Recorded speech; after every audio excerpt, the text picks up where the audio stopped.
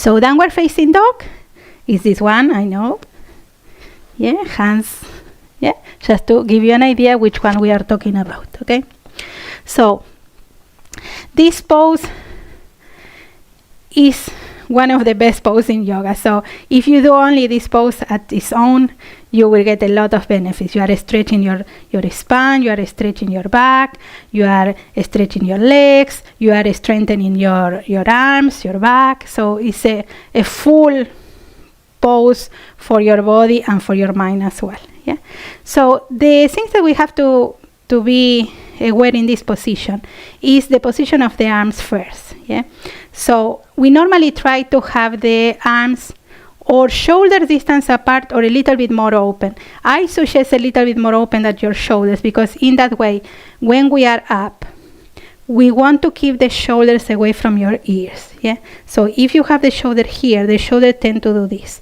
So a little bit more separated from your shoulders, and checking that the shoulders are always away from your ears. We don't want to bring the head like into the body.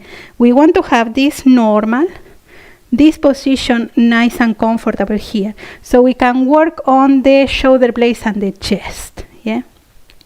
If you do this, because you think that you are stretching, you are actually rounding your upper back and creating the lifting of the shoulders, and that brings tension. Yeah.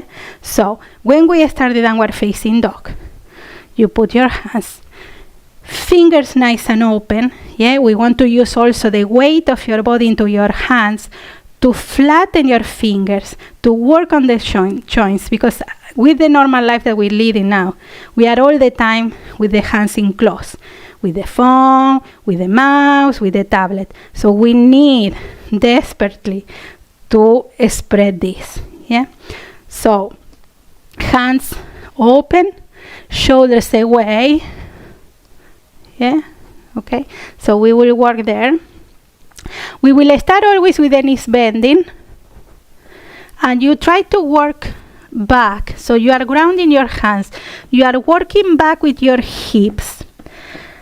Normally you hear this clue from the teacher: bring your solar plexus or your belly or your chest toward the thighs. That means that you bring the hips back and you let the upper body follow that. What we want in this position is to open the chest and the solar plexus. Yeah.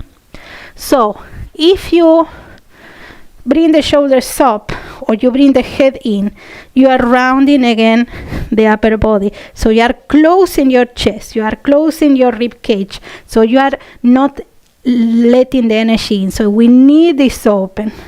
And more again with the more modern life that we are living, we are all the time closing here. So we need this to open, to receive the oxygen, to receive the energy. So remember, upper body is open, shoulders are away, chest and solar plexus is open. Yeah. So we try to open this part. Okay.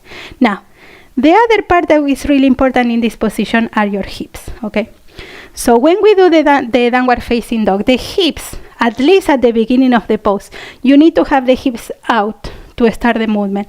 If you bring the hips in and you start the movement, again you are creating that rounding, so you are not open anything, and you put the lower back in a bad position. Okay. So hips are out. The difference between tilting the hips forward and hips out. So when you start the downward facing dog, bring your hips out. That will ensure that when you go to the maximum position, your spine will stray. Yeah. If you start with this in, when you stretch, you will be in this position, and it's not benefit at all. Yeah.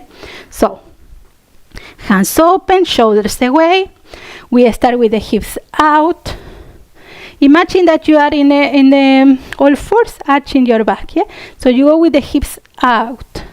You go back, spread, open. So you try to open your chest first. You lead with your hips out. So you see, when we go back, your spine is actually straight now. Now, if I do the opposite, if I go with the hips tilting forward, you see I can move more than this. So you are closing, you are squeezing, and you are tensing your body. And it's not what we want. Okay? Now, the other important part is the legs. normally, because we see the pictures of perfect downward facing dog, super open here and the legs extending, you feel that you have to stretch your legs, because if not, you are doing wrong. Actually, it's the opposite, okay? So depending on your body, the legs are the last part. You start from the hands going back, So you start arms, head, chest, belly, hips, right? When you are in that position, once you are ensure that your upper body is open, then you check if you can release your legs down. So you go wherever is possible. Don't tense your knees even if you can. Always keep the knees a little bit soft, because if you tense the knees, you are putting the joint of the knees again in a bad position. So the kneecap is always soft. It's not pushing it back. Now the heels goes to the floor if you can. So you go with the hips and then start to expand your legs, bringing your heels down to the floor. And you check wherever you are right. That's your perfect pose. Now, I show you the difference between, let's say that you are not able to put the heels on the floor, right? But you want to put it. So what you will create is this position. And it's not what we want in the downward facing dog. You are rounding. So you go wherever is okay, hips out, back, open your chest. The head is relaxing. It's not forcing up or it's not forcing forward. It's in the middle. It's relaxing. Your shoulder blades are soft. Your shoulders are away. And then you bring the legs wherever is okay. So if you have to choose between extending the legs or opening your chest, you bend the legs and you open your chest. So this is better for your body, for yourself, than this. You see? This is not good. You see, well, I extend the legs, but it's your body, your upper body is in a really bad position. And you are adding closeness, are you adding tension, are you adding stress, So open the front and the legs go wherever you can, So again, you start soft, shoulders away, hips back, back. Wherever you can go, opening your chest, your shoulder blades are soft, your head is relaxing. And then you check if you can put the heels. If you can put the heels, great. If you can't, great as well. If you can't put the heels and you are bending the legs, but you are nice and open there, you are still stretching the hamstring really good. You are still stretching your calf, and you are still creating that beautiful open that we need in the downward facing dog. So normally we coming to the last one. We are coming to the downward facing dog normally, or from upward facing dog, or from all fours. So whether we are in the all fours, you do the same. Toes, hips out, not here, out, hips, belly toward the thighs, solar plexus toward the thighs, chest toward the thighs, relaxing your head, and then relaxing your legs, wherever you can.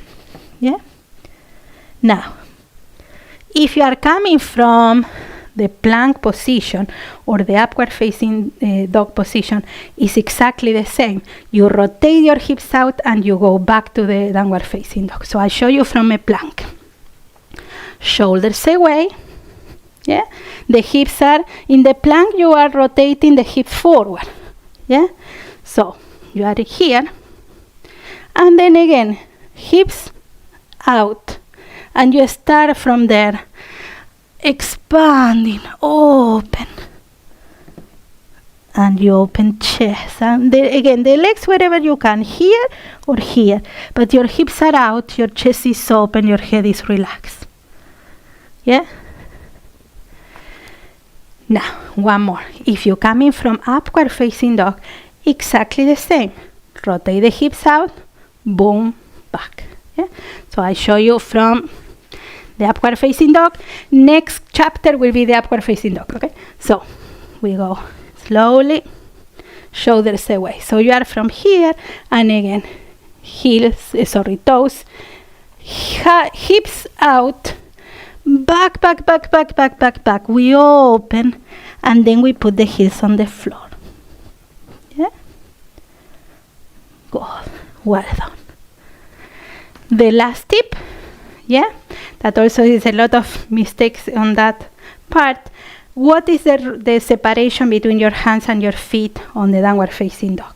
Because sometimes we see people bringing the hands and the feet together really close just to be able to put the legs on the floor, the heels on the floor. So ideally, because there is no ideal, everybody's different, so we have to adapt always the pose to ourselves. Yeah, so we can't keep those strict angles that you hear, the 90, the 45, depending of your hips, depending of your body. Okay, so the pose have to be adapted to you, keeping the position, of course, keeping the shape of the pose, keeping the idea of the pose, but you have to adapt it to you, not you adapt it to the pose, because that's when the injuries happen. And it's better to do the pose adapted to you, and you keep going, you keep practicing over the years, than do a perfect pose one day and then have 6 months out because you force too much. Yeah. So the hands and the feet separation is normally from a plank position. Okay, but again, that has to be adapted to you. So your position between the hands and feet will be this separation, your plank. Yeah. So when you go up to your downward facing dog, that could be your pose. For example, for me, if I go with the heel from there, my downward facing dog is a little bit too open for me to enjoy the open of the chest. So I cheat in a little bit, I bring the feet a little bit forward, a tiny bit, but don't do this. Don't bring the legs closer just to be able to put your feet. This is not a downward facing dog. Yeah? Okay. So more or less on your plank. Remember, hips out. You lead with your hips back, expanding, opening, and then you relax your heels. Opening. You keep working on that opening of the chest, your hips back. Relaxing your head, relaxing your shoulder blades. And you can stay as much as you like in your downward facing dog, enjoying that opening. Relax. Well done. Good. So I hope I bring you some light into your downward facing dog. Yeah. You can now have those ideas when you go to your yoga flow class. You can practice a little bit your downward facing dog in your own.